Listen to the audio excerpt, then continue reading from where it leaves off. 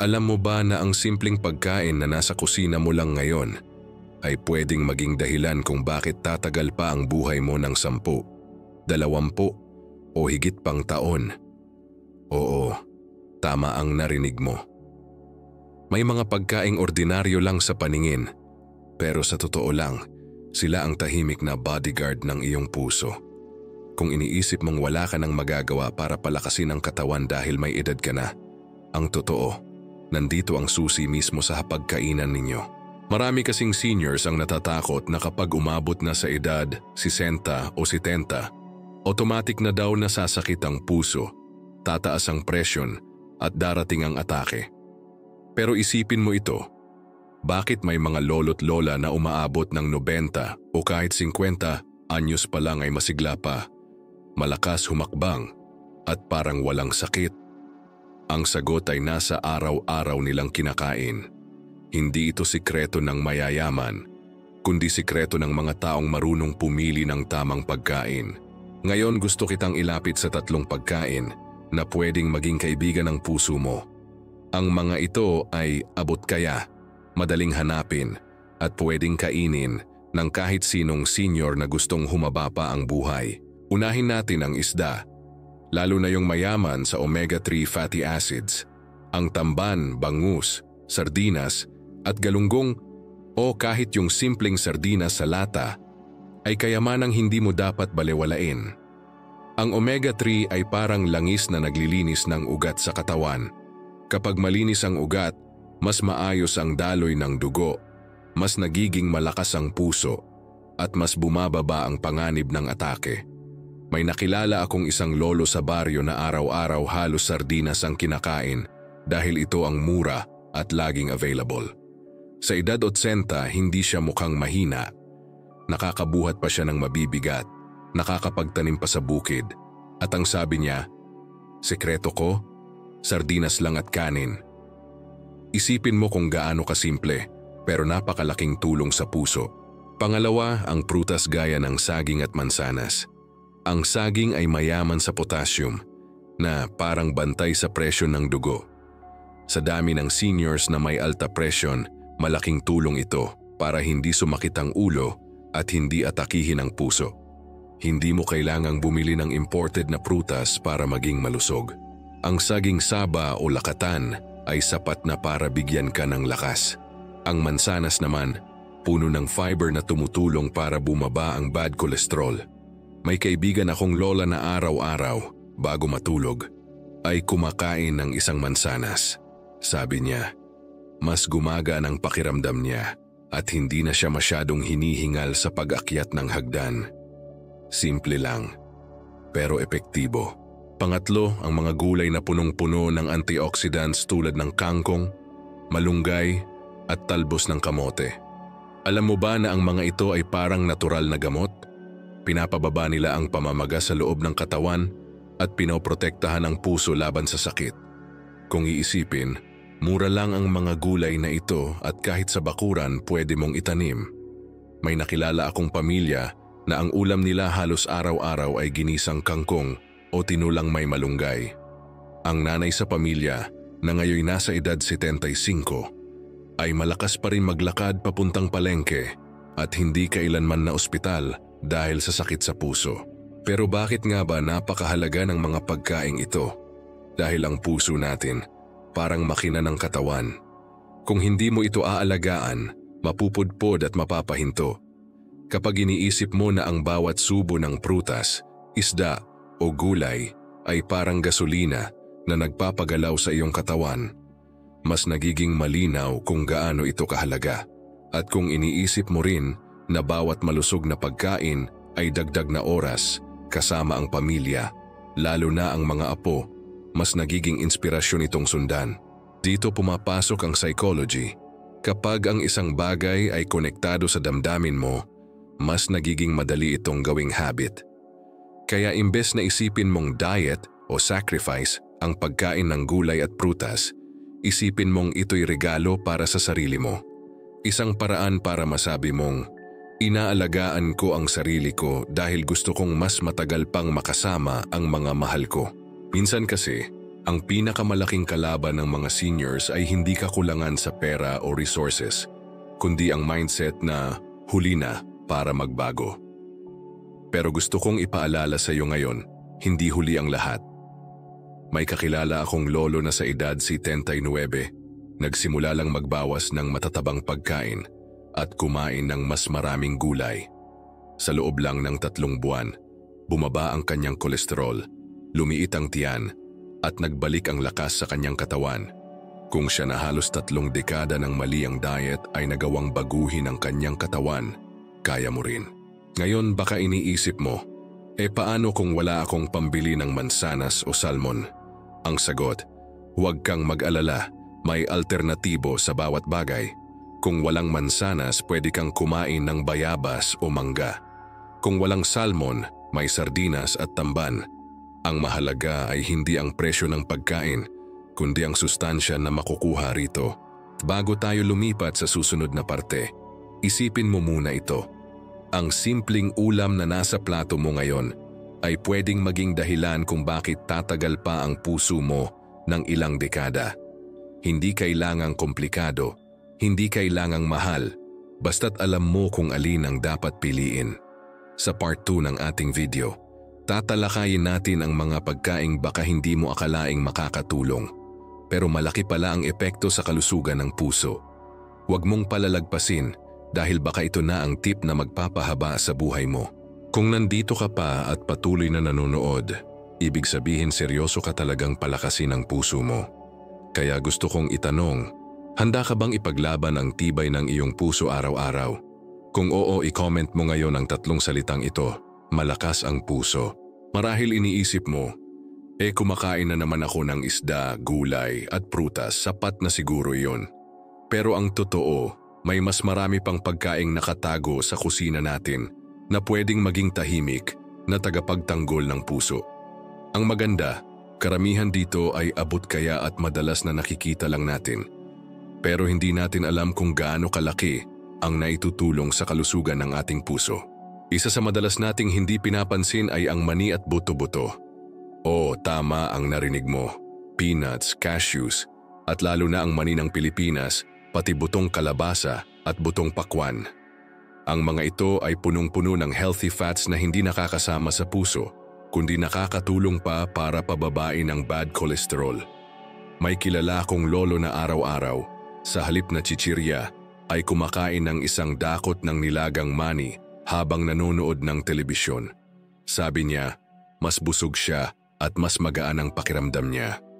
Kung iisipin, sa halagang 10 piso lang, meron ka ng natural na pampalakas ng puso.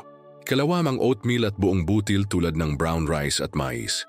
Ang mga pagkaing ito ay mayaman sa fiber na parang walis tambo sa loob ng ating katawan. Nililinis nito ang labis na kolesterol at asukal sa dugo, kaya't mas gumagaan ang trabaho ng ating puso. May mga pag-aaral na nagsasabing, ang mga taong kumakain ng oatmeal tuwing umaga ay mas mababa ang tsansa ng heart attack. Kung sawa ka na sa kanin, subukan mong palitan kahit 2 beses sa isang linggo ng brown rice o mais. Siguradong mararamdaman mo ang kaibahan sa enerhiya mo. May isang lola akong nakausap na araw-araw ay lugaw na oatmeal ang almusal at kahit nasa edad 78 na siya, malakas pa rin siyang maglakad ng mahigit 2 kilometro papunta sa simbahan. Ikatlo, hindi pwedeng kalimutan ang bawang at sibuyas. Oo, kahit amoy bawang ka pa pagkatapos kumain, sulit naman dahil napakalaki ng benepisyo nito sa puso. Ang bawang ay natural na pampababa ng presyon at kolesterol. Ang sibuyas naman ay puno ng antioxidants na pumipigil sa pamamaga ng ugat. Kapag isinama mo ito sa araw-araw na luto, hindi lang mas sumasarap ang pagkain, kundi mas nagiging malakas din ang iyong puso. Maraming matatanda sa baryo ang kilala ko na halos lahat ng putahe ay may bawang at sibuyas. Hindi lang dahil pampalasa, kundi dahil naniniwala silang ito ang sekreto kung bakit umaabot sila ng higit 80. Ika-4, may mga inumin din na napakabisa para sa puso gaya ng tsaa, lalo na ang green tea. Ang green tea ay kilala bilang elixir of life dahil may mga sangkap itong nagpapalakas ng daloy ng dugo, at nagbabawas ng kolesterol.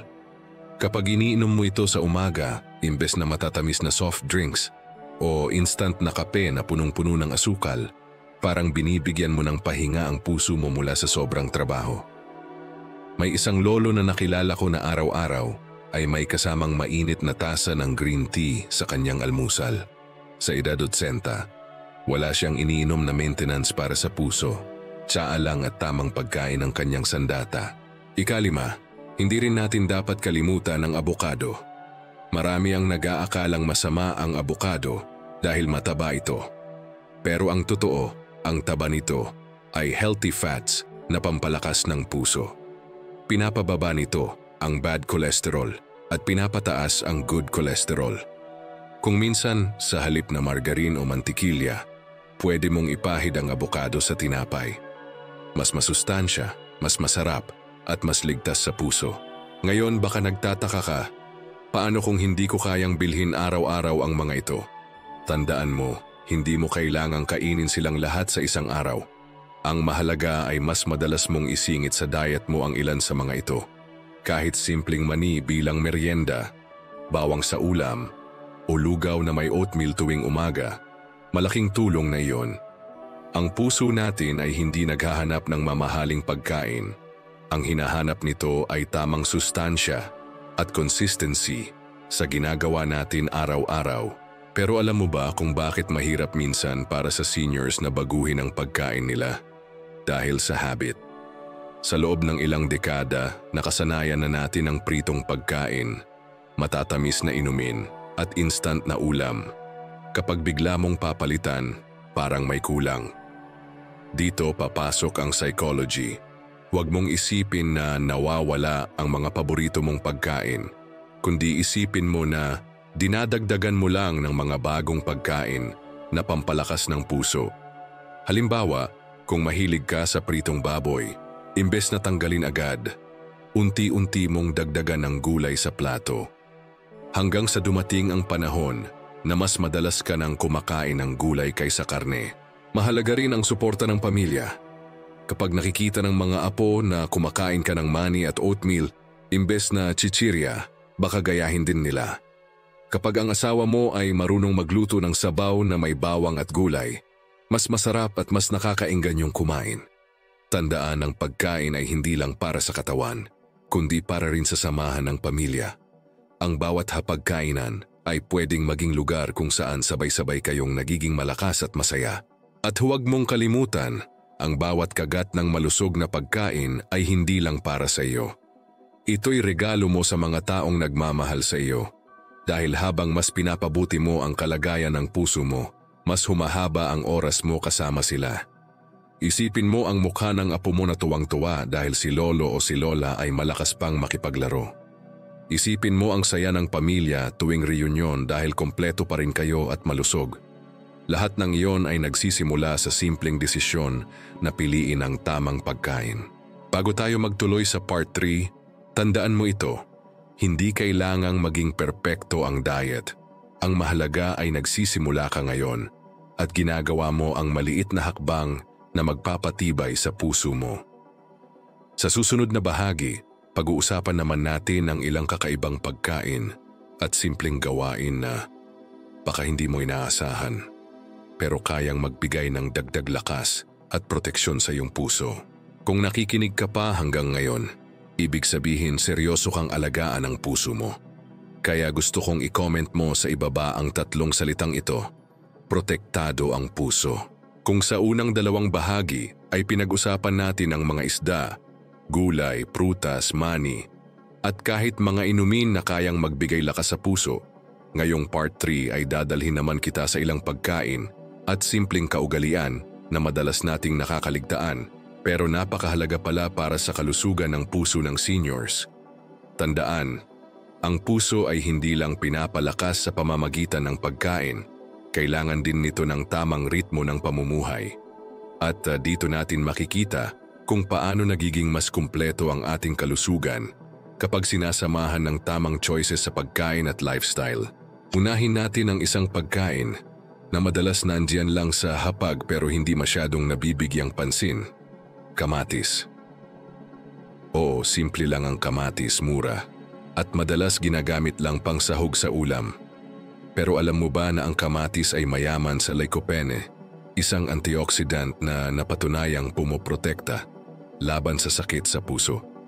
Kapag regular mong kinakain ang kamatis, gawing sausawan, isama sa salad, o ilaga kasama ng ulam, unti-unti nitong pinapatibay ang mga ugat at binabawasan ang panganib ng heart attack. May kilala akong lolo na araw-araw ay may kasamang hilaw na kamatis sa kanyang agahan. Sa edad 82, kaya pa niyang maglakad ng ilang kilometro at hindi man lang hinihingal. Sunod ay ang dark chocolate. Pero dapat yung puro, hindi yung punong-puno ng asukal. Ang dark chocolate na may mataas na cocoa content ay puno ng flavonoids na nakakatulong sa daloy ng dugo at nagpapababa ng presyon. Isipin mo, isang piraso lang tuwing gabi ay parang gantimpala na rin para sa sarili mo. Nakakatuwa dahil parang dessert na masarap. Pero sa likod nito, isa pala itong tahimik na kakampi ng puso. Siyempre, hindi dapat sobra-sobra dahil lahat ng labis ay masama. Pero ang tamang dami ay nakakatulong para maramdaman mong hindi depriving ang pagiging malusog. Pangatlo, beans at lentils. Maraming seniors ang lumaki sa munggo at siguro'y madalas na ring narinig na pag Biyernes Munggo. Ang munggo, pati na rin ang iba pang beans, ay mayaman sa protina at fiber na nakakatulong sa puso. Hindi lang pampalakas ng katawan, kundi pampababa rin ng kolesterol. Kapag isinama mo ang munggo o beans sa diet mo, parang binibigyan mo ang puso mo ng shield laban sa sakit. At higit sa lahat, mura lang ito at madaling lutuin. Hindi mo kailangan ng mahal na pagkain para makamit ang proteksyon. Ngayon, lumipat naman tayo sa tubig. O simpleng tubig pero isa ito sa pinakamahalagang bagay na nakakaapekto sa puso. Kapag kulang ka sa tubig, mas nahihirapan ang dugo na umikot sa katawan. Mas napapagod ang puso dahil mas malapot ang dugo. Kaya para sa seniors, ang regular na pag-inom ng tubig ay hindi lang para iwas uhaw, kundi para protektahan ang puso laban sa labis na trabaho. Minsan kasi, dahil sa edad, hindi na masyadong nararamdaman ang uhaw, kaya dapat sadyain na uminom ng tubig kahit hindi nauuhaw. Ang simpleng baso ng tubig ay parang pahinga para sa puso mo. Isa pa, napakahalaga ring isama ang olive oil o kahit virgin coconut oil sa pagluluto. Kung ikukumpara sa mantikang paulit-ulit na piniprito, ang mga oil na ito ay mas ligtas sa puso. Pinapababa nila ang panganib ng pamumuo ng kolesterol at binibigyan ng proteksyon ng ugat. Kung minsan ay ipalit mo lang ang mantika mo sa olive oil, malaking tulong na iyon. May kakilala akong lola sa Cavite na nagsimula lang gumamit ng olive oil sa pagluluto ng simpleng gulay. Pagkalipas ng ilang buwan, bumaba ang kanyang blood pressure at mas gumanda ang kanyang pakiramdam. Pero bukod sa pagkain, may mga simpleng gawin na dapat ding isabay para mas maging malakas ang puso. Halimbawa, paglalakad. Hindi mo kailangang tumakbo o mag-gym araw-araw. Kahit simpleng 10 minuto ng paglalakad sa umaga o hapon, malaking tulong para maging mas aktibo ang puso. Ang paglalakad ay nagpapababa ng stress, nagpapaganda ng daloy ng dugo at nagbibigay ng dagdag na sigla sa katawan. Kung may apo ka, isama mo siya sa paglalakad. Hindi lang para maging bonding ninyo, kundi para masanay din sila sa aktibong pamumuhay. Ito'y mahalaga ring pag-usapan ang tamang tulog. Kapag kulang sa tulog ang isang tao, tumataas ang stress hormones sa katawan. Kapag mataas ang stress hormones, mas napapagod ang puso. Kaya kahit gaano ka kaingat sa pagkain, kung laging puyat at kulang sa pahinga, posibleng magdulot ito ng problema sa puso. Ang mga seniors na may regular na oras ng tulog at gumigising sa parehong oras araw-araw ay mas malakas ang puso kumpara sa laging puyat at walang regular na pahinga. At syempre, hindi mawawala ang pamamahala ng stress. Ang stress ay isa sa pinakamalaking kalaban ng puso ng seniors. Kapag lagi kang nag-aalala, tumataas ang presyon, bumibilis ang tibok ng puso, at mas mabilis kang mapagod. Kaya dapat mong matutunan ang mga simpleng paraan ng pagpapakalma, tulad ng pagdasal pakikinig ng musika o simpleng paghinga ng malalim. May kilala akong lola na araw-araw ay nagme-meditate ng 10 minuto bago matulog. Sa edad 80, malinaw pa rin ang kanyang isip at hindi siya nagkakasakit sa puso. Ngayon, baka iniisip mo, napakarami palang dapat gawin, kaya ko pa ba? Ang sagot, oo, kaya mo. Hindi kailangan lahat gawin agad-agad. Simulan mo lang sa maliit, 1 baso ng tubig tuwing umaga, 1 dakot ng mani sa hapon, 10 minutong paglalakad sa hapon. Ang mga maliliit na hakbang na ito, kapag pinagsama-sama, ay nagiging napakalaking proteksyon para sa iyong puso. Bago tayo magpatuloy, balikan natin sandali. May mga pagkain tulad ng kamatis, dark chocolate, munggo, olive oil, at simpleng tubig na pwedeng magbigay ng tibay sa puso. Kasabay nito, ang paglalakad, pagtulog ng tama, at pamamahala ng stress ay mahalagang bahagi rin ng equation. Hindi ito tungkol sa pagiging perpekto, kundi tungkol sa pagpili ng mas mabuting paraan araw-araw. Sa part 4 ng ating serye, mas magiging masinsinan pa tayo. Pag-uusapan natin kung paano pagsasamahin ang lahat ng pagkaing ito sa isang simpleng meal plan na kayang sundan ng kahit sinong senior, kahit maliit ang budget at kahit may limitasyon sa kalusugan. Doon mo makikita na hindi kailangang komplikado ang pagpapalakas ng puso. Kung nandito ka pa at nanonood hanggang ngayon, saludo ako sa iyo. Dahil ibig sabihin, seryoso kang alagaan ang puso mo at handa kang magbago. Kaya iwan mo naman sa comments ang 3 salitang ito, tibay ng puso. Ngayon na alam na natin ang iba't ibang pagkain na nakakatulong sa puso. Mula sa isda, gulay, prutas, mani, oatmeal, hanggang kamatis at dark chocolate. Ang susunod na tanong ay, paano mo ba sila maisasama sa araw-araw na pamumuhay? Maraming seniors ang nagsasabing, alam ko naman na healthy ang gulay at prutas pero nahihirapan akong isama sa diet ko.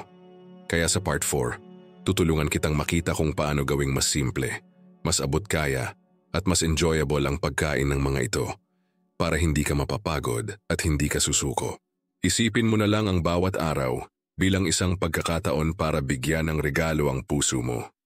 Hindi ito tungkol sa striktong meal plan na parang bawal na lahat, kundi tungkol sa paggawa ng maliliit na desisyon na kapag pinagsama-sama ay nagiging malaking tulong para sa puso.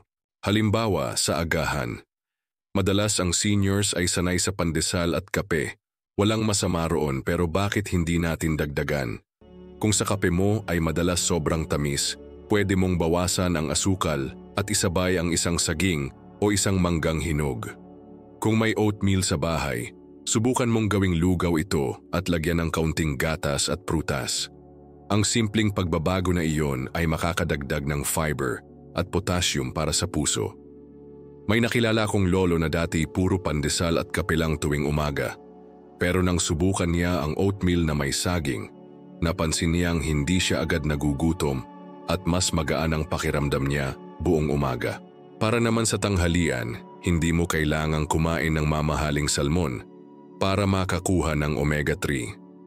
Pwede mong gawing ulam ang inihaw na bangus o kahit sardinas mula sa lata na niluto sa kamatis at sibuyas. Isipin mo, sa 1 pinggan pa lang ay meron ka ng isda, gulay at prutas sa sausawan. Kung may malunggay o talbos ng kamote sa bakuran, isama mo ito sa sabaw. Ang simpleng sinigang o tinola ay napakabisa na para palakasin ang puso. Sa hapunan, dito mo pwedeng gawing mas magaan ang kain mo. Imbes na puro pritong karne, subukan mong kumain ng munggo o beans. Maaari kang magluto ng ginisang munggo na may malunggay at kalabasa. Hindi lang ito masarap at nakakabusog, kundi parang kompleto na ang nutrisyon na kailangan ng puso mo. May kakilala akong mag-asawa na seniors na at tuwing gabi ay nagluluto sila ng munggo o sabaw na gulay imbes na pritong pagkain. Sabi nila, mas magaan daw sa tiyan at mas maganda ang tulog nila pagkatapos kumain. Kung hahanap ka naman ng merienda sa hapon, imbes na chichirya o matatamis na biskwit, bakit hindi mo subukan ang mani, butong kalabasa o 1 maliit na piraso ng dark chocolate? Hindi lang nito nasasatisfy ang cravings mo, kundi nagbibigay pa ito ng lakas at proteksyon sa puso. Simple lang, pero napakalaki ng epekto kapag paulit-ulit mong ginagawa. Huwag mong kalimutan ang tubig. Bago ka kumain, uminom muna ng isang basong tubig.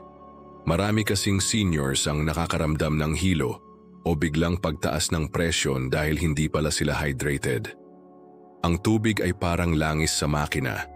Ginagawa nitong mas madali ang pag-ikot ng dugo sa katawan. Kung may apong laging nakikipaglaro sa iyo, turuan mo siyang uminom ng tubig din. Hindi lang ikaw ang natututo, kundi pati na rin sila. Bukod sa pagkain, mahalaga ring isama ang simpleng kilos sa araw-araw. Halimbawa, pagkatapos kumain ng tanghalian, imbes na maupo agad o mahiga, bakit hindi ka maglakad-lakad muna ng 10 minuto sa paligid ng bahay? Hindi ito mahirap gawin at makakatulong ito para mas mabilis matunaw ang kinain at hindi agad bumigat ang pakiramdam ng puso. Ngayon baka nagtataka ka, paano kung hindi ko kayang sundin ang meal plan na ito araw-araw? Ang sagot, hindi kailangan na perpekto. Ang mahalaga ay nagsisimula ka sa maliit at consistent. Halimbawa, kung hindi ka pa sanay uminom ng oatmeal tuwing umaga, gawin mo muna itong 2 beses sa isang linggo. Kung hindi mo pa kaya isuko ang soft drinks, bawasan mo muna at palitan ng tubig o tsaa kahit ilang beses lang. Ang importante ay may pagbabago kahit dahan-dahan. Yung psychology dito ay simpleng-simple. Huwag mong isipin na diet ito na nakakapagod, kundi isipin mong investment ito para sa sarili mo. Ang bawat kagat ng gulay, ang bawat subo ng isda, ang bawat baso ng tubig, lahat iyon ay dagdag na oras at lakas para makasama ang pamilya mo. Mas masarap mag-celebrate ng Pasko o birthday kung malakas ka at masigla kaysa nakaratay at iniintindi ang sakit sa puso. Isipin mo rin ang epekto nito sa pamilya. Kapag nakikita ka ng anak at apo mo na kumakain ng tama at nag-aalaga ng sarili, nagiging inspirasyon ka sa kanila.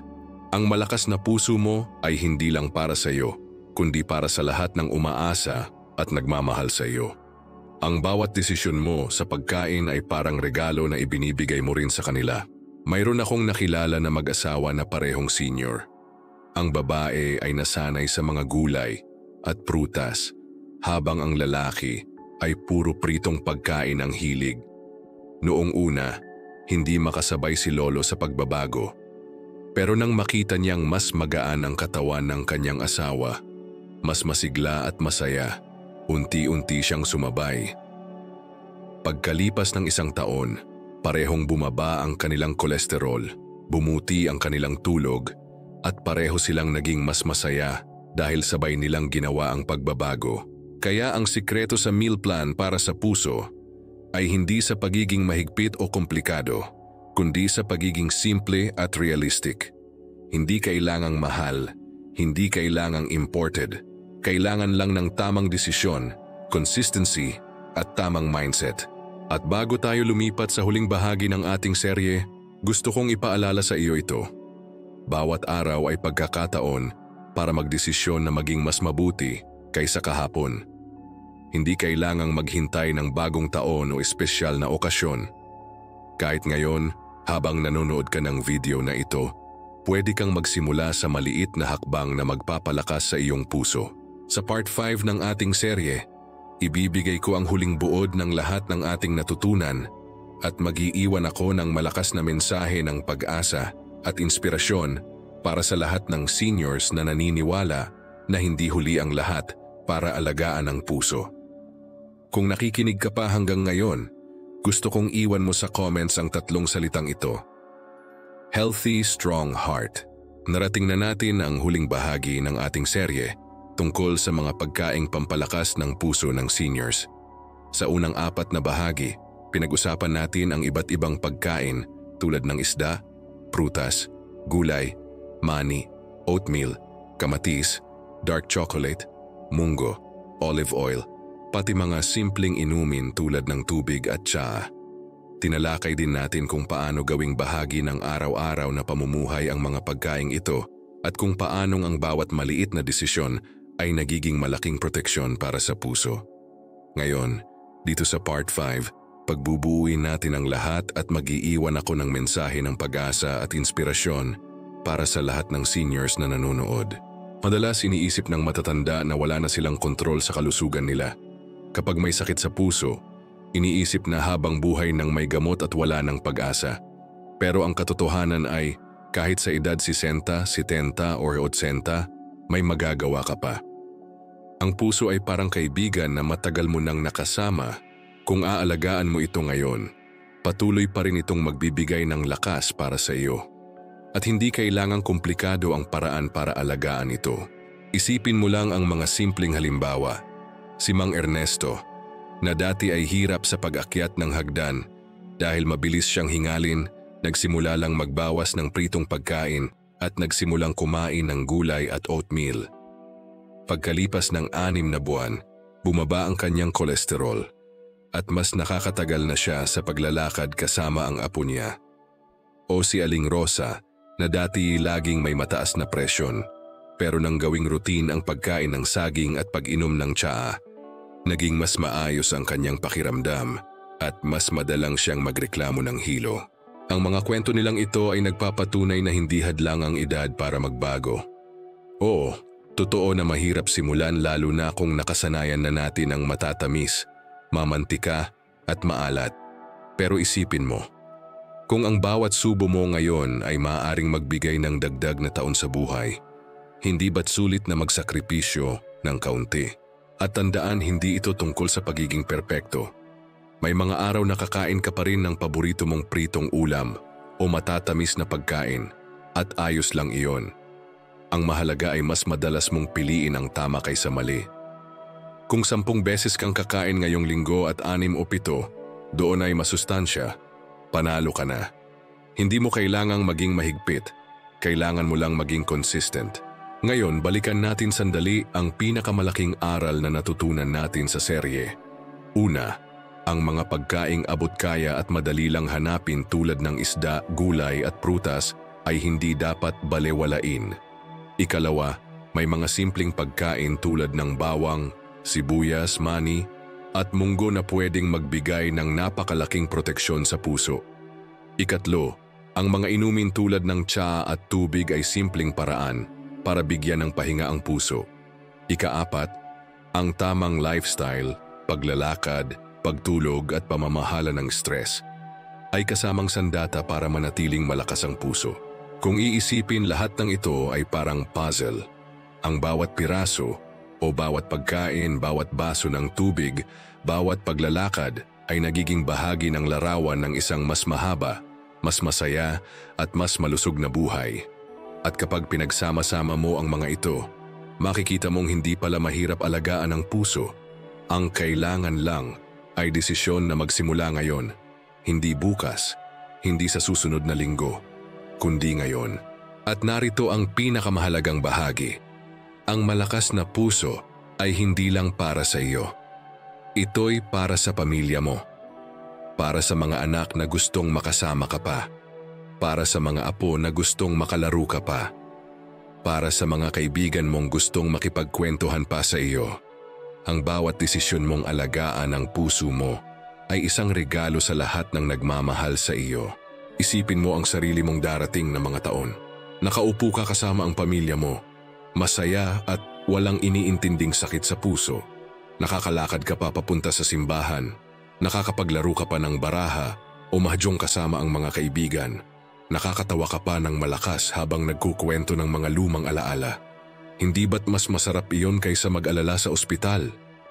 At lahat ng iyon ay nagsisimula sa simpleng pagpapasya na piliin ang tamang pagkain at tamang gawi araw-araw. Kung ikaw ay nanonood pa rin hanggang dito, ibig sabihin, handa ka na talagang baguhin ang iyong buhay. At gusto kong sabihin sa iyo ngayon, kaya mo ito. Kahit anong edad mo, may pagkakataon ka pa. Huwag mong hayaan na ang edad o sakit ang magdikta ng hangganan mo. Ikaw ang may kontrol.